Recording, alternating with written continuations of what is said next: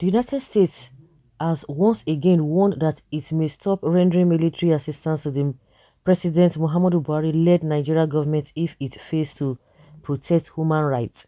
The U.S. of State, Anthony Blinken, who gave the warning, also urged the federal and Lagos state governments to sanction any individuals found to have violated human rights during the October 2020 NSAS protests when the white paper on the Lagos State Judicial Panel of Inquiry on Restitution for Victims of SARS-related abuses and other matters is ready. He warned that if the right violations persisted, the US government might invoke the Lee law to deny Nigeria access to hardware, which includes arms and other military equipment to fight terrorism and other forms of criminalities. An 8-man panel led by retired Justice Doris Okuwobi had submitted a 309-page report to the Lagos State Governor Babajide Sanwo-Olu on Monday, indicting soldiers and police for killing peaceful protesters at Lekki toll gate on October 20, 2020. Describing the Lekki toll gates incident as a massacre, the panel report stated that at least 9 persons were killed by security agents at the scene and listed 48 names as casualties, including 22 protesters who sustained gunshot injuries and 15 others allegedly assaulted by soldiers and police. During a meeting with Buhari on Thursday in Aso Rock, Abuja, Blinken had said America anticipated the response of the federal and state government and Lagos state government to the panel's findings. On Friday, Blinken met with members of the civil society in Abuja, retreating the U.S. demand for justice. In an interview with CNN, Blinken urged Nigeria to bring those indicted by the panel report to book. He said the U.S. might invoke the Lee law on military aid against Nigeria if the country fails to protect human rights. The Lee law is an American right ordinance that prohibits the U.S. government from providing military assistance to foreign security force units that violate human rights with impunity.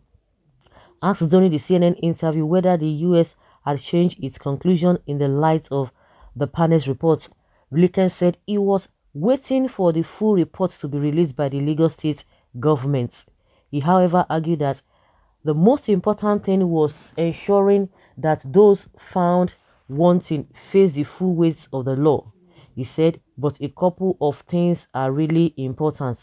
As I said, the report itself done by the state government, but then once it is out, for there to actually be action on the basis of the report, action as necessary by the state, action by the federal government, and action in the sense of two things. First, making sure that based on what is documented to have happened, it won't happen again. So there may be reforms that are necessary, really, and building or rebuilding trust between the civilians and the security services, between citizens and the state. That is an obligation of both the state government and the federal government. Second is accountability. If there are individuals that, as it emerged from this report, who are responsible for committing abuses, there has to be accountability in terms of those individuals. That too is vital to rebuilding trust between citizens and the state and the security services. On what the US would do if human rights abuses continued, he responded, and of course, we also have laws in place.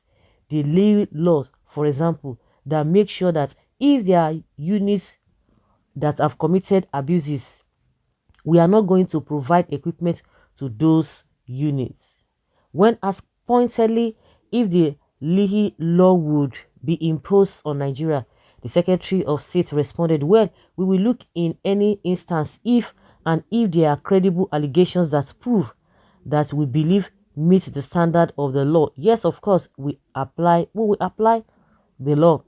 A petition by rights groups including Amnesty International had recently forced the US Congress to call for the stoppage of weapons sales to Nigeria.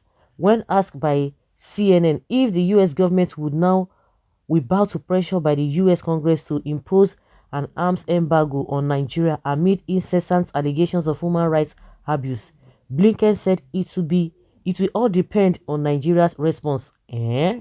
What do you think their response will be? To favor themselves or to implicate themselves? Of course, they are going to respond positively to favor them.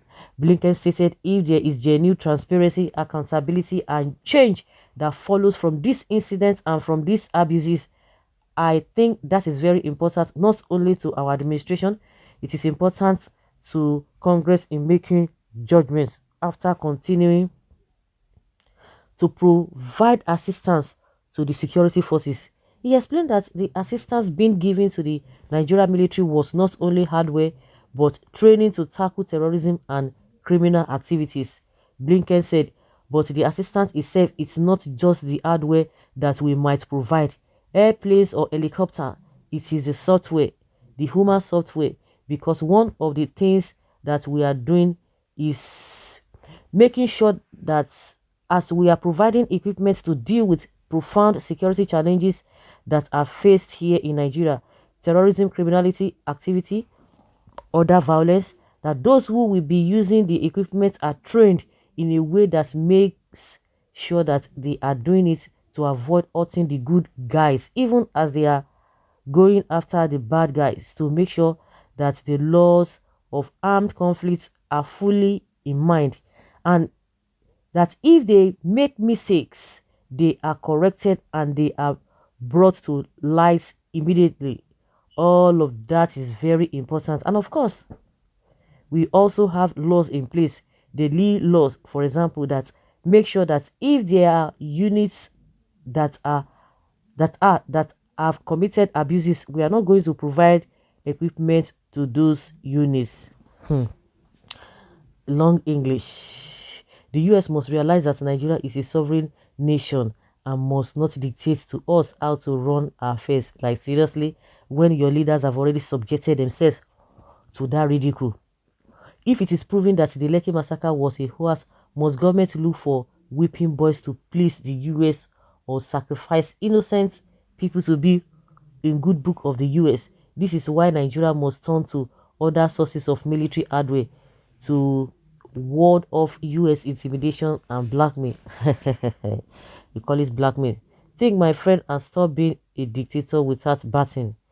Are you eating through words? Well, so let's see what happens when the white paper comes out. All of this is a political statement.